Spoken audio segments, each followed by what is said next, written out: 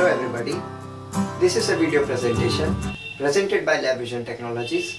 I am Amkesh Rathi giving the video demonstration for superposition theorem.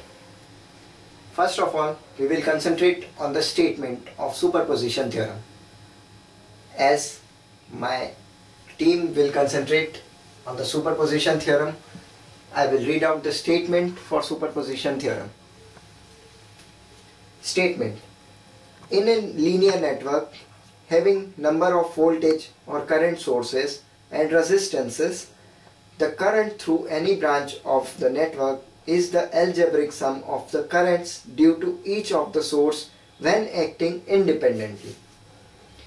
That was a long statement, but as you all know, for a university exam, even for various competitive exams, you will find that directly statement is asked, and then they will give you option that this theorem is which one, like superposition, Thevenin's or Norton.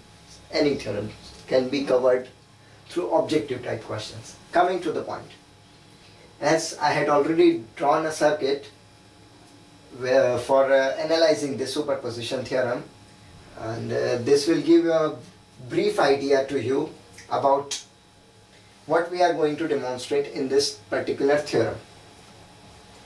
As of now, we have a battery, another battery, resistance R1, R2, R3. What we have to prove is, if we say current I1 is flowing through this, here current I2 is flowing through this, I3 is flowing through this, so we are concerned about the branch, that is branch current I2. Now, what superposition theorem wants to say or want to describe is like the current I2 will be the sum of individually acting voltage or current sources, current sum. I had already made it much complicated, but when we go through this, we will look after the things like that is not that much complicated, but I'm going through the statements and all those things. So I will beg pardon to the students that rather than making it a simpler one for you, I'm making it a complicated one. But once we go through the explanation and analysis, we will find it quite easy and helpful for us. So we are concerned about this current I2. I2 current, when all the batteries right now, the concerned circuit has two batteries, one with EMF V1, other has EMF V2.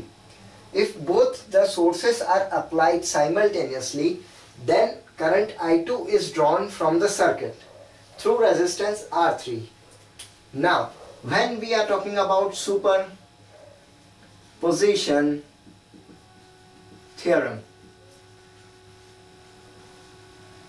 that states that I will draw two independent circuits, and somebody from you all students will tell me what I had done differently.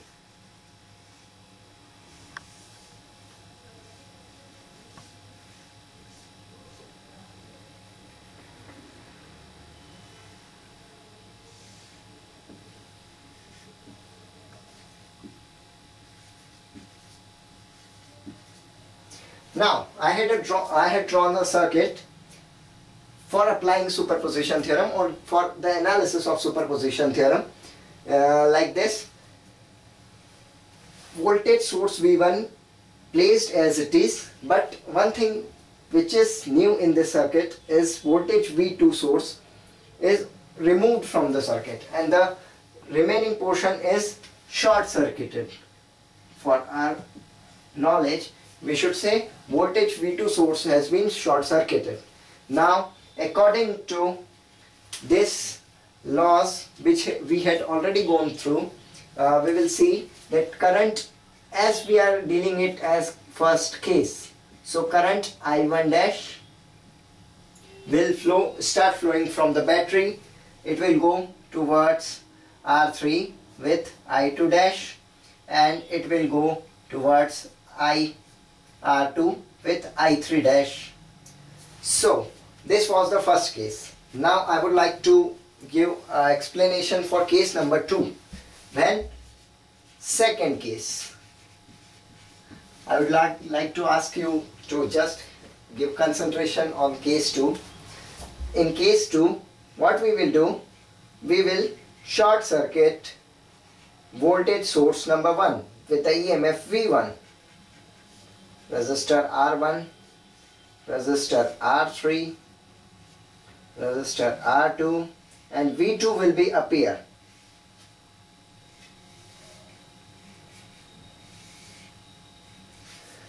So when voltage source V2 is here in action, that is R2. Voltage source V2 is in action. We will consider it like this: current I1 double dash, current I2 double dash, and current I3 double dash. One more thing I want to I would like to concentrate students on this. Right now I am not considering the sign convections and all those things. I am just want to correlate this diagram shown in the original theorem statement with this second diagram with this third diagram. That's why I had made the sign convections and direction of current in same directions, so that students get a clear understanding rather than they are going to be confused with the opposite directions. Superposition theorem states that whenever we are imposing individual sources, whatever be the value of current in this particular branch, when voltage source V1 is imposed, then current I2 dash appear in the circuit. Now in second case, when voltage source V2 is applied, current I2 dash with 2 dashes, it's not I2 dash, it's I2 double dash, is appeared in the circuit due to this voltage source with the EMF V2. And now coming to the again concerning the superposition theorem statement, we will come to know the conclusion like this: this individual dependent source current I2 dash and I2 double dash, their summation will be equal to, I would like to ask you to concentrate on this,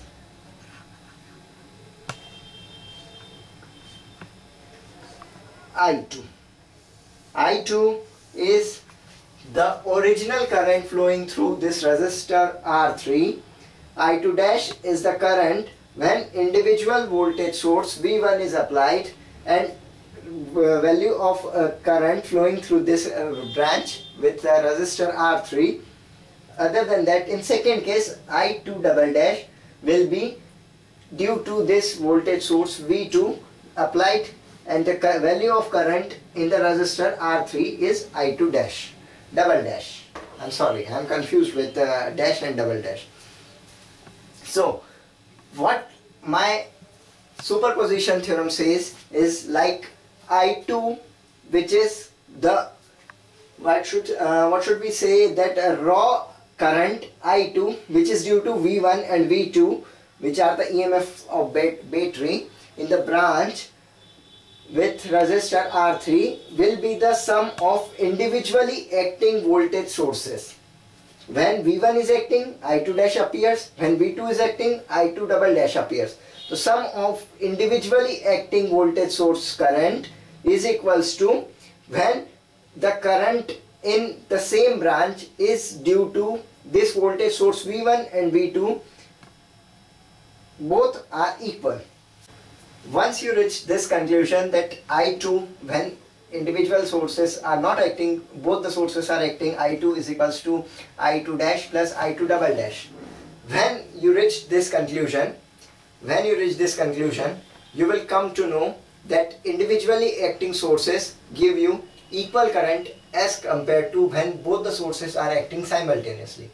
If you are doing all these things for examination, prepare the statement and all the other things like this explanation for case 1 and case 2, you will get definitely secure good marks, as the examiner will come to know the idea that you are already prepared for the things which you are supposed to be prepared, because these theorems will give you a greater idea for solving the complicated circuits, as well as the things which are required for such as for the exams, competitive exams. If you have the ideas of all these circuits and analysis, that will be great help to your further studies and preparation. This is all about superposition theorem. I am Ankesh Rathi.